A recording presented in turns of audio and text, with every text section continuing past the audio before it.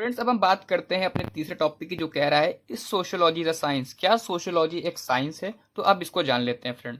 Yes, sociology is considered a social science. यानी कि friend, sociology जो है इसको हम साइंस तो नहीं कह सकते, लेकिन इसको हम social science as a consider कर सकते हैं। Like natural sciences like physics और chemistry, sociology also study phenomena systematically, but it's subject is society and human behaviour. जैसे कि फ्रेंड, जो फिजिक्स हो गए, केमिस्ट्री हो गए, ये सब एक नेचुरल साइंसेज हैं। यानी कि फ्रेंड, ये जो है ये फिजिकल वर्ल्ड को स्टडी करते हैं। लेकिन फ्रेंड, जो सोशियोलॉजी है ये सोसाइटी और ह्यूमन बिहेवियर की स्टडी करता है। अब देखते हैं why sociology is a science. क्यों सोशियोलॉजी एक साइंस है? तो यहाँ पर हमें कुछ सब टॉपिक्स दिए हैं। पहला है सिस्टमैटिक स्टडी। यानी कि फ्रेंड, सोशियोलॉजी जो है वो सिस्टमैटिक स्टडी है। यानी कि it study society in an organize way. यानी कि फ्रेंड, सोशियोलॉजी जो है वो सिस्टमैटिक स्टडी करता है सोसाइटी की। दूसरा है friend observation and research. Observation and research के अंदर क्या है फ्रेंड, जैसे सर्वे हो गए, इंटरव्यू हो गए, स्टैटिस्टिक्स हो गए, केस स्टडी हो गए, ये इन मेथड का यूज करता है।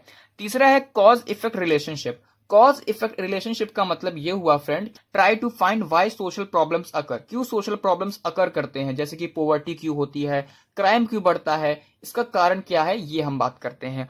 फोर्थ है फ्रेंड हमारा थ्योरीज एंड जनरलाइजेशन।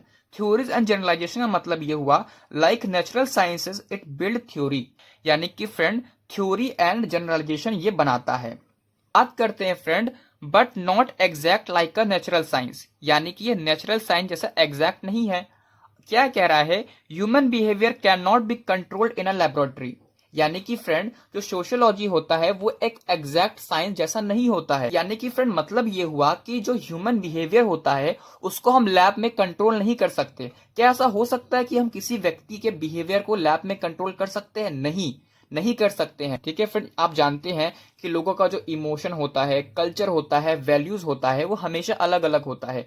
हर व्यक्ति का इमोशन अलग होता है, लोगों के कल्चर अलग होते हैं, सभी व्यक्ति के वैल्यूज अलग होते हैं। तो फ्रेंड, ऐसे में आप बताइए कि क्या हम इनको लैब में कंट्रोल कर सकते हैं? नहीं फ्रेंड, ऐसे में ये 100% एक्यूरेट भी नहीं हो सकता। कंक्लूजन फिर निकल के ये आता है कि sociology is a science in method, systematic research based, but a social science in subject matter, since it study people not physical object.